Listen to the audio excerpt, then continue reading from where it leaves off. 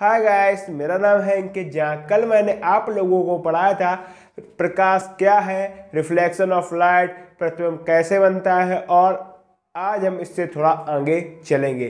तो थोड़ा बात कर लेते हैं, कल का थोड़ा रिवीजन कर लेते हैं। अभी प्रकाश क्या है? प्रकाश एक ऐसी ऊर्जा है जिसकी वजह से हम वस्तुओं को देख पाते हैं। ये बात मैंने आप लोगों को बताई थी और ये भी बताया था कि प्रकाश तरंगों के रूप में चलता है। प्रकाश का वेग बताया था 3 × 10⁸ मीटर प्रति सेकंड। उसके बाद मैंने रिफ्लेक्शन ऑफ लाइट, प्रकाश का परावर्तन भी आप लोगों को बताया था कि प्रकाश की किरण जब किसी चिकने माध्यम से टकराती है तो वो उसी माध्यम में वापस लौट आती है।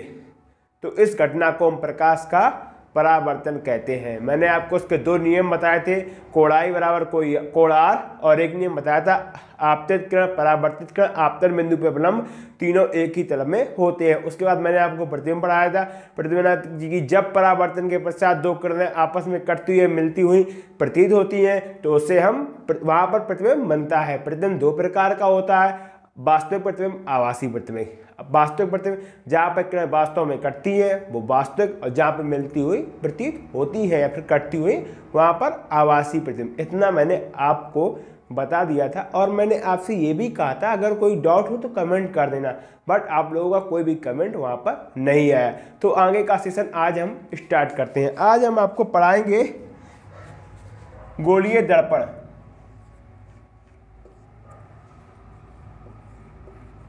ठीक है, गोलीय दर्पण। सबसे पहले आपको बता दूं गोलीय दर्पण दो तरीके के होते हैं। एक होता है उत्तल दर्पण। ठीक, एक एक करिए, आप नोट करते रहिए और जो जो मैं आपको पढ़ा रहा हूं उसका आप नोट्स जरूर बनाइए, क्योंकि बिना नोट्स के किसी भी चीज की तैयारी करना मुश्किल है। उत्तल दर्पण, उसके बाद में अवतल दर्पण। ठीक है, तो गोलीय दर्पण कैसे बनाया जाता है इसके लिए मैं आपको तरीका बताता हूँ, आपको बहुत अच्छी तरीके से। ये बिल्कुल ईजी है। अब आप ऐसे समझिए, आप देखते हो गेंद है आपके पास में एक, ठीक है, गेंद है। अब क्या करो, चाकू लो और उस गेंद को यहां से काट दो। ठीक है, काट दोगे तो ये कुछ इस तरह का हो जाएगा। ठीक है, ये उसका बड़ा वाला भाग, ये छोटा वाला। अब बॉल हो तो उसका यहाँ कहीं सेंटर भी होगा। ठीक, तो जब इससे को आप उठाकर यहाँ पर रखोगे, ठीक, तो ये वाला भैया जो काटा तो ये आपका हो गया, इसको फेंक दो। ठीक, ना देख लिया आपने। अब ये क्या हो गया, आपका एक गेंद का कटा हुआ भाग हो गया। अगर कुछ इसको कला में बताया तो लड़कियां थोड़ा अच्छा बनाती है, मेरी कला इतनी अच्छी नहीं है।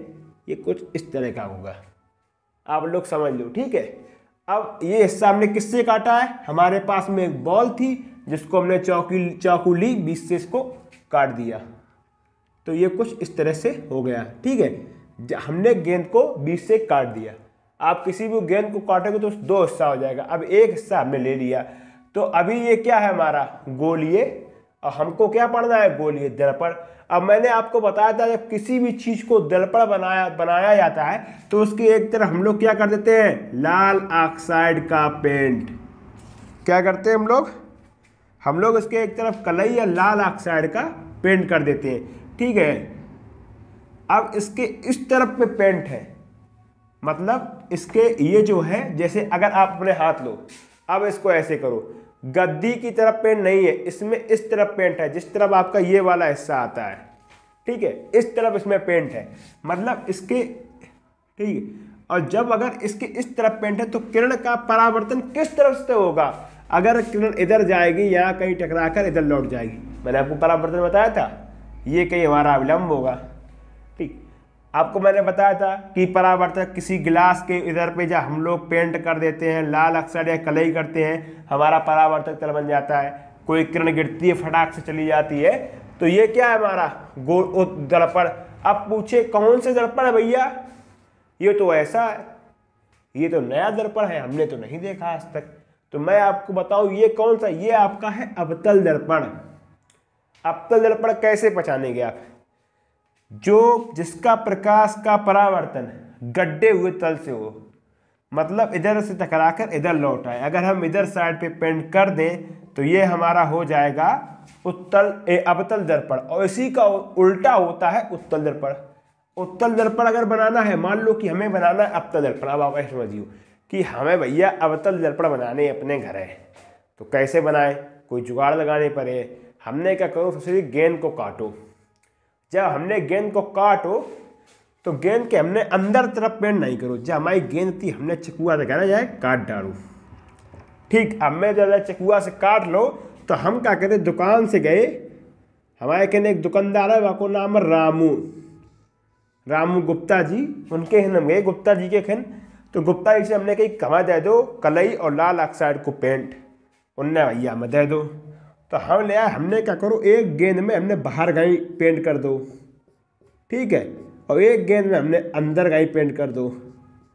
तो हमने कहाँ से ले आए थे हम पेंट, रामू खिनते ले आए थे। तो एक में हमने बाहर गाई करो, एक में हमने अंदर गाई कर दो। भैया मेरी गेंद मेरो मन, जहाँ मन है हम तो हुन पेंट करें। तो जब हमने बाबा पेंट कर दो तो भाव का कि जू तो अलग बन गो, तो जू अलग बन गो, तो जहाँ में हमारी किरण कहाँ ट्रांसफर है, अब इन्हें दोनों थोड़ा अलग अलग बनाए देखते हैं, फिर और मजा आए। पढ़ाई को ऐसे पढ़ो कि मजाक लगे, ससुरा इससे सरल कछु है ही नहीं, ये रियलिटी है। अब तुम्हारे स्कूल के टीचर तुम्हें बताते ही ऐसे हुए हैं, ठीक, जा एक गेंद हमारी ए वाली और एक गेंद हमारी भैया ए वाली, बीच से हमने काट डाली। कहा हम तो फ्री आदमी, हमारे पास कोई काम नहीं, जिसके पास काम वो तो मैच खेले, हम अकेले आदमी, सिंगल सख्त लौंडा, ठीक। तो हमने जामे जागाई पेंट कर दो, रामू गुंते ले आएंगे, जामे कर दो हमने जागाई। अब अगर हम करें जामे प्रकाश को परावर्तन, अगर हम जामे एहेस किरण डाल रहे तो परावर्तन में एड्रेस तो है नहीं, क्या भैया जाता तो पेंट ही है, पेंट तक किरण तो बासी है नहीं। अब इधर गाय शीशा है, जामे मुंह दिखाई दिए, कहा भैया हमने एक गिलास है कांच को बोला तो हमने बीच से काट दो भाई, एक तरीका थे एक गाय हमने पेंट कर लो, तो हमने बना लो दर्पण। पहले समझो दर्पण का मतलब क्या होता है, जो प्रकाश का परावर्तन कर दे, जी में तुम्हारी शक्ल दिखाई दे, जैसे तुम्हारे घर को शीशा बाय का दर्पण, देसी भाषा में समझो, जी में तुम्हारा चेहरा, तुम्हारी सेटिंग को चेहरा, तुम्हारी मम्मी चेहरा, सबको चेहरा दिखाई दे, बाय का दर्पण, ठीक। और गोली को मतलब का टेढ़ो मेढ़ो, गोली मतलब गोल, तो हमने भैया बीच से काट लो, पहले जो तो कांच को एक गोली है तो हमने बीच से काट लो, हमें बना ले तो दर्पण। तो दर्पण के लिए कहा गए, रामू की दुकान में का ले आए पेंट, एक में जा तरफ पोतो, ठीक, एक में जा तरफ पोतो। हमारे दर्पण बन गए कै तरीका के, दो तरीका के। तो जी में हम बाहर तरफ से पेंट करत हैं, बाय हम कात हैं अवतल दर्पण। कौन दर्पण, अवतल दर्पण, जिसमें हम लोग अंदर से पेंट करते हैं, उसको हम लोग क्या कहते हैं, उत्तल दर्पण। ऐसे ही लिखा था उत्तल, चलो ठीक है, एक को मिटा दें, ज़्यादा लिखता हूँ, उसको हम क्या कहते हैं, उत्तल दर्पण। अब भैया हम बात तो जान गए कि उत्तल का होता अवतल का होता है, तो कुछ इनके नियम है, चीज़ें हैं, बेऊ लिख ले जाए। कितने दर्पण हमने सीखे, और रियल बात मैं आपको बताऊं तो दर्पण, अब पेपर में क्वेश्चन पूछता है आपसे कि इस पे कौन सा पेंट होता है, तो आपको पता होना चाहिए कि इस पे लाल ऑक्साइड का पेंट करके, किसी भी ग्लास के ऊपर अगर लाल ऑक्साइड का पेंट कर दें तो वो क्या बन जाता है, दर्पण। आपकी अभी जो एयरफोर्स का एग्जाम हुआ तो उसमें क्वेश्चन पूछा था, किसी मतलब गिलास को लेंस दर्पण बनाने के लिए किसका प्रयोग किया जाता है, तो लाल ऑक्साइड का प्रयोग किया जाता है, कलई की जाती है, जिससे कि उसको उस पर फिर प्रकाश का क्या होता है, परावर्तन। अब एक बात और ध्यान रखना, आपको की शक्ल आपको उसी शीशे में दिखाई देगी जिसमें होगा प्रकाश का परावर्तन। समझ गए, जहां परावर्तन हो जाए हुन तुम अपनी शक्ल देख लियो, पानी होए पत्थर होए, कोनो घर धनिया इतनी साफ होती हैं कि वह में शक्ल दिखाई देते हैं। समझ गए, ये बातें हैं।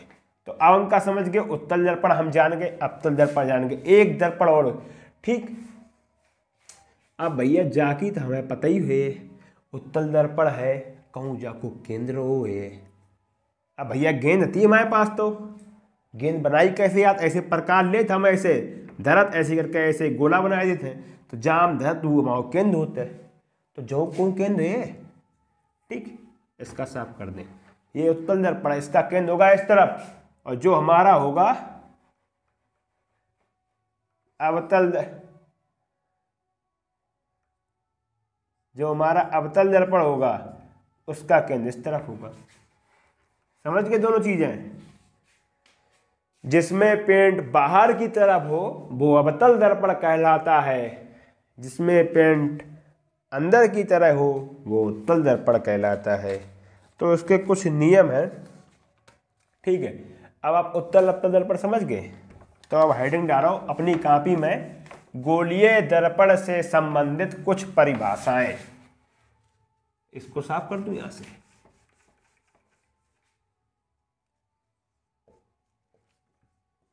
गोलीय दर्पण से संबंधित कुछ परिभाषाएं। अब भैया राइटिंग इतनी अच्छी नहीं है, लेकिन तुम लोग समझदार हो, बड़े हो गए, कक्षा 9, 10, 11 वाले हो, छोटे तो हो नहीं कि तुम्हें हर चीज़ अब बताई जाए, हम बताएं वहाँ से।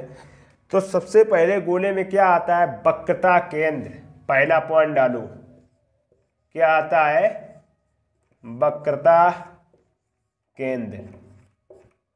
केंद्र का मतलब क्या होता है, सेंटर, ठीक है। अब भैया ये है आपका कौन सा दर्पण है, जल्दी बताओ, कौन सा दर्पण है, अवतल दर्पण है, ठीक है।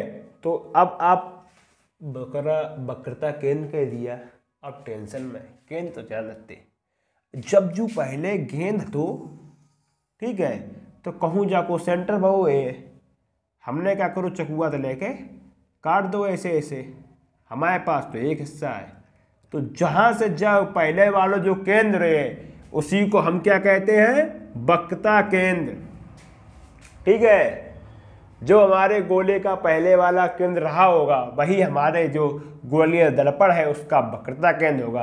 अब मान लो यूँ तो हमारा अवतल दर्पण, तो जो उत्तल दर्पण हमारा होगा उसका वक्रता केंद्र इधर गई है, का पेंट तो जगह ही है, इसका केंद्र इधर होगा, इसका केंद्र इधर होगा, इतना तो आप लोगों को समझ में आया होगा। उसके बाद होती है वक्रता त्रिज्या,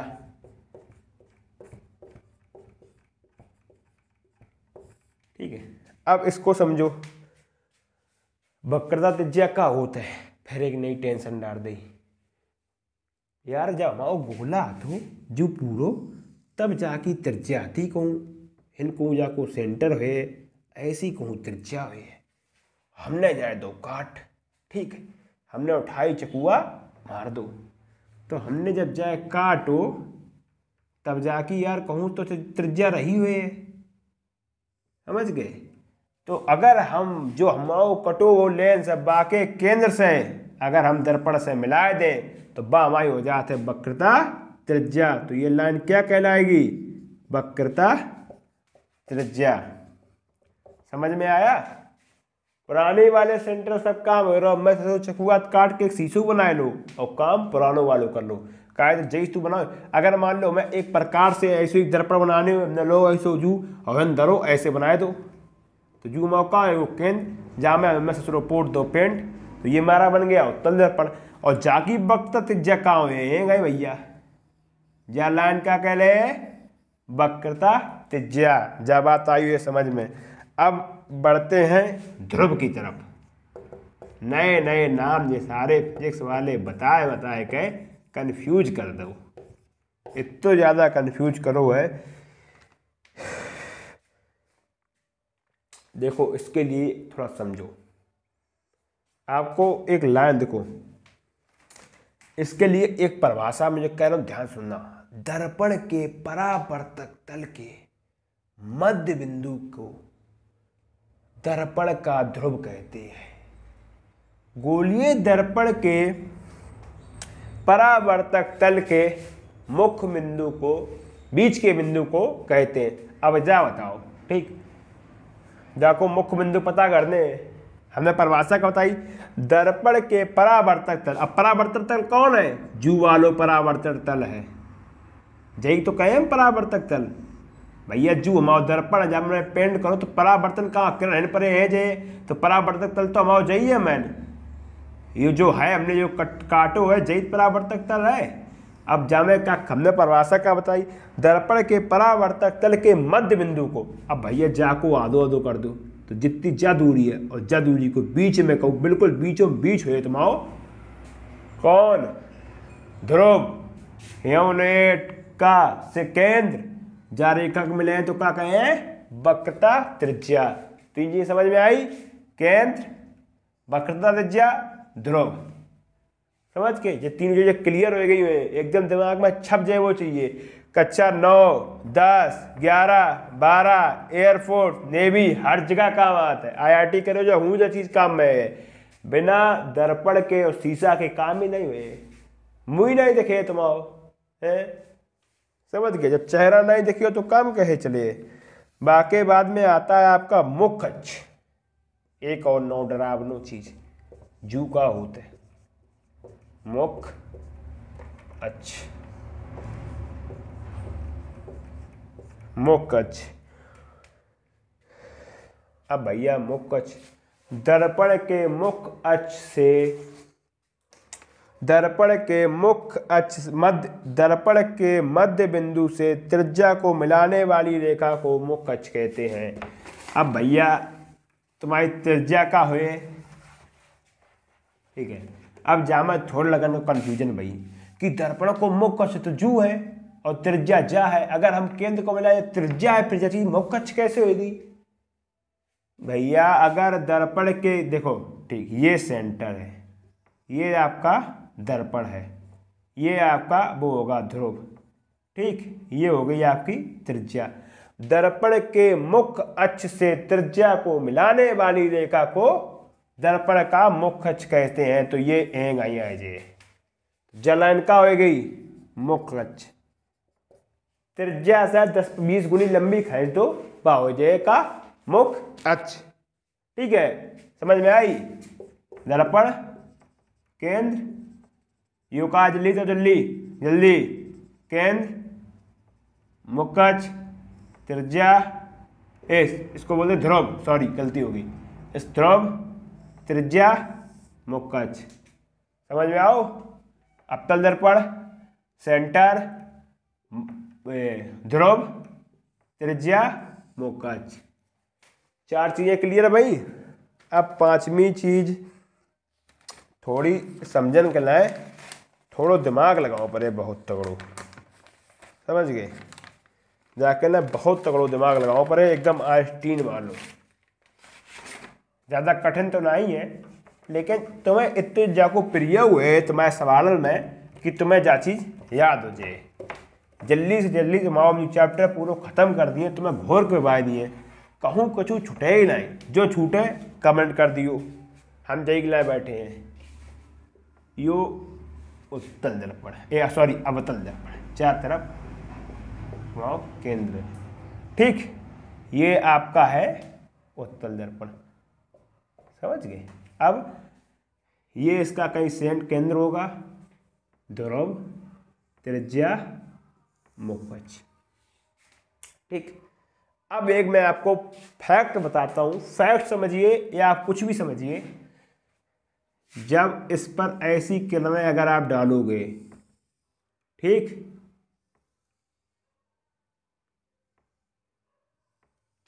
ठीक, तो जब इनको अब भैया यात्रा तो पेंट है, पार तो जाएगा नहीं, इनको कहा है रिफ्लेक्शन, परावर्तन।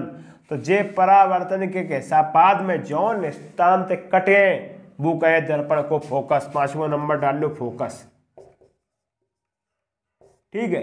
ये जाएगी यहाँ टकराएगी, अब बर्तन के बाद यहाँ से जाएगी, उसके बाद में ये यहाँ से ऐसी जाएगी, उसके बाद में ये यहाँ से ऐसी जाएगी, इसके बाद में ये यहाँ से ऐसी जाएगी। तो ये हमारा क्या हो जाएगा, फोकस, ठीक है। इसको याद करके कभी एक ट्रिक बताऊंगा आपको।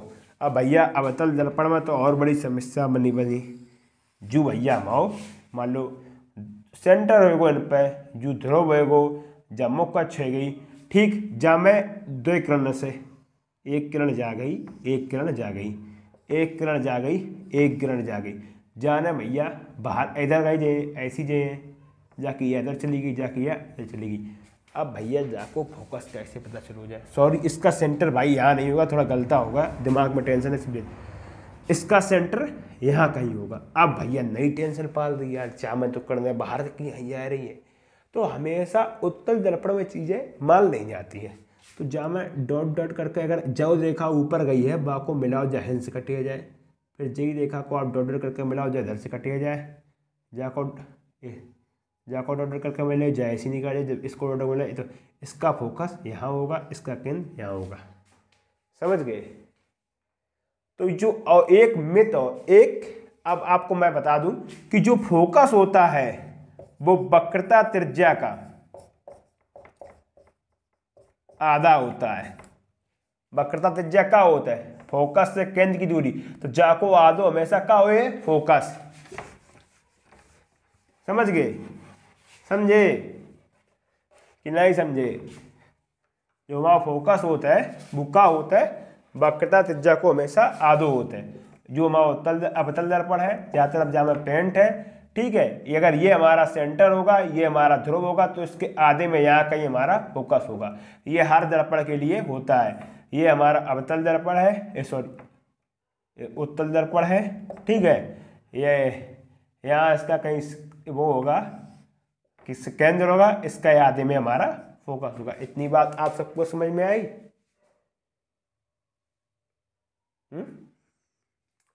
ध्यान से समझो, ये चीजें आपके बाद में बहुत काम होती आएंगी। एक फार्मूला भी बनता है F बराबर R/2, ठीक है। जो फोकस दूरी होती है वो वक्रता त्रिज्या की आधी होती है, ठीक है। अब इससे अभी मैंने जब आपको फोकस निकालना समझाया था तो कॉपी पेन निकालो, एक चीज ध्यान से नोट करो। ये चीज अभी आगे इतना काम आएगी, जो जो चीज मैं पॉइंट बोलता हूँ ये क्वेश्चन एयरफोर्स तक में पूछे जाते हैं। और बच्चे क्या करते हैं, 9th हाई स्कूल 11 12 जिसने मेहनत नहीं की उसको जब वो तैयारी करेगा एयरफोर्स की, उसको और ज़्यादा मेहनत करनी पड़ेगी, क्योंकि उसका बेसिक क्लियर नहीं होगा। और जो एयरफोर्स में पूछता है जिसने 9 10 11 12 पढ़ लिया, वो बिना कोचिंग के एयरफोर्स का पेपर फर्स्ट टाइम में निकाल देगा। सेम इंग्लिश फिजिक्स मैथ तीनों चीज़ें वहीं से पूछता है, जो 9 से लेकर 10 तक का होता है। एक 12 नंबर था पूछ लेगा मैथ में, बंटन से भी क्वेश्चन पूछता है नेवी में। मेरे पास में पेपर है, अगर बोलोगे कमेंट करोगे दिखा दूंगा अगले वीडियो में। उसके बाद में जो क्वेश्चन आपसे पूछता है, आपसे sin x का समाकलन पूछ लेगा, उसमें क्वेश्चन ज़्यादा कठिन नहीं आते हैं। काफ़ी बच्चे जाएंगे एकदम भर भर के। पता है सिलेक्शन सिर्फ और सिर्फ उसका होता है जो व्यक्ति लगातार मेहनत करता है। होशियारों का कभी सिलेक्शन नहीं होता है।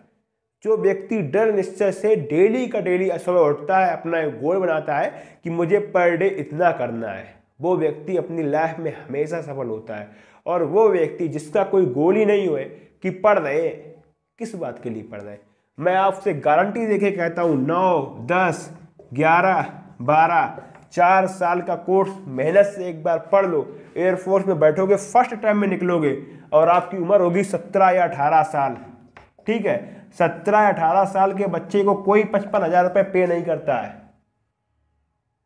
समझ गए। आप कोई भी नौकरी की तैयारी करोगे और 6 महीने में भर्ती आती है इसकी, हर 6 मंथ में इसकी वैकेंसी आती है एयरफोर्स नेवी की, हर 6 मंथ में।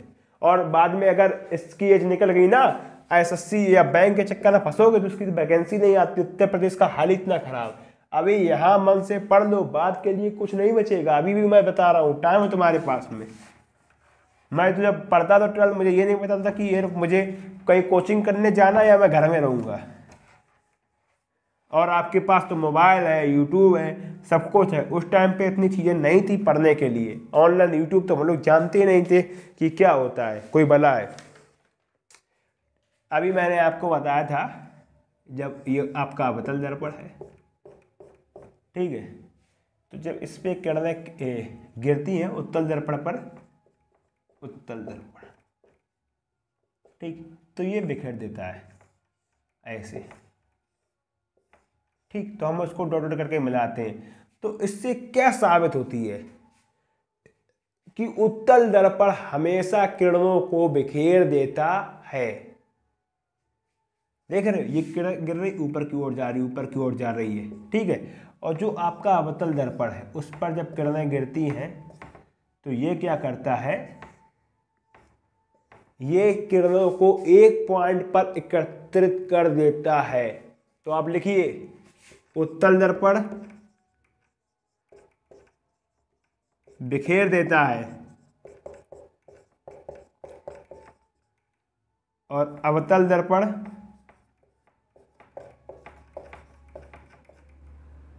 एक जगह इकट्ठी कर देता है।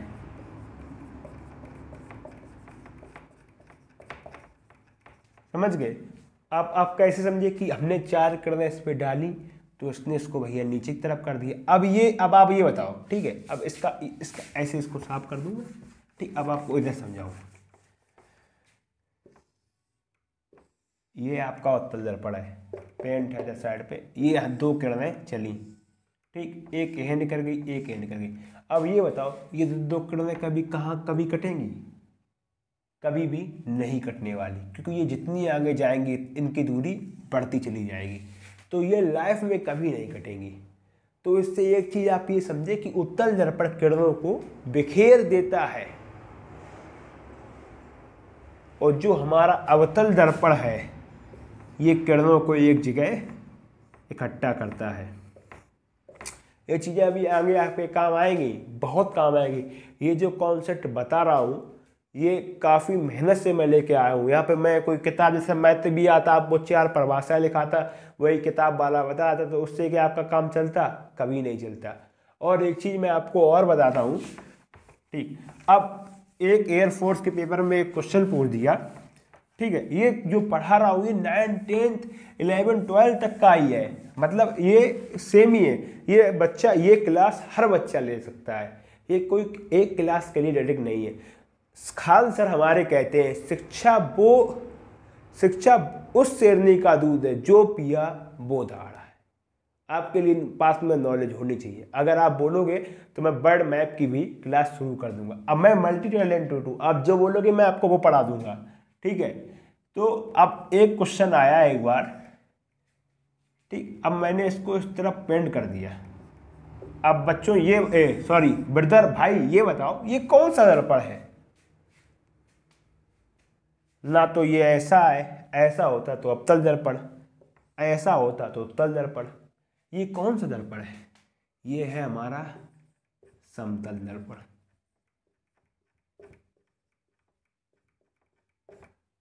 ठीक है। अब भैया जो इसका तो कोई गोला होगा, ऐसे ऐसे करके इसका कहीं केंद्र होगा बीच में। जो ऐसा उत्तल दर्पण होगा उसका इधर साइड कहीं केंद्र होगा, मतलब इसका सेंटर इधर होगा तो फोकस इधर होगा, इसका जो है सेंटर इधर होगा तो फोकस इधर होगा। अब मुझे ये बताओ, पेपर में क्वेश्चन पूछा, कितना घुमा के पूछा कि समतल दर्पण की फोकस दूरी क्या होगी? समतल दर्पण की फोकस दूरी क्या होगी? बताओ, किन किन बच्चों को पता है समतल दर्पण की फोकस दूरी? कमेंट करो। अब भैया फोकस दूरी के लिए आपको क्या पता होना चाहिए? केंद्र पता होना चाहिए। मैंने आपको फार्मूला बताया था F बराबर R/2। इसका मतलब फोकस दूरी जो होती है वो वक्रता त्रिज्या की आधी होती है। अगर हमें इसका सेंटर पता चल जाए तो इसके यहाँ से मिलाने वाली रेखा को, केंद्र तक की रेखा को क्या कहते हैं? वक्रता त्रिज्या। अगर हम उसकी आधी कर दें तो हमको हमारी फोकस दूरी मिल जाएगी। बट मैं आपको बताऊं कि इसकी फोकस दूरी अनंत होती है, क्योंकि इसका जो केंद्र होता है वो ही अनंत पर होता है, इसलिए इसकी फोकस दूरी अनंत होती है। अब भैया अब सीधी लाइन है, चाहो तुम केंद्र कहाँ ढूंढ लियो, ठीक। जब इसमें का कहीं गोला ही नहीं बचेगा, ये तो सीधी सीधी जाएगी। जिसका गोला बनेगा ही नहीं उसकी दूरी पता नहीं होगी। जिसका सेंटर ही अनंत पर होगा तो उसकी फोकस दूरी क्या होगी? अनंत बटे 2। आई एम जस्ट जोकिंग, मतलब अनंत होगी। ये क्वेश्चन एयरफोर्स से काफी बार में पूछा है, यहाँ तक कि 10th स्टैंडर्ड में भी पूछा है, ठीक है। तो आपने आज क्या पढ़ा? दर्पण के बारे में मैंने कुछ आपको बताया, आपको धीरे धीरे करके ले चलेंगे। चाहूँ तो मैं यहाँ पर लंबा वीडियो बनाकर सब कुछ मैं आपको बता सकता हूँ, बट थोड़ा थोड़ा चलो अच्छा होगा, आपको समझ में आएगी चीज़ें।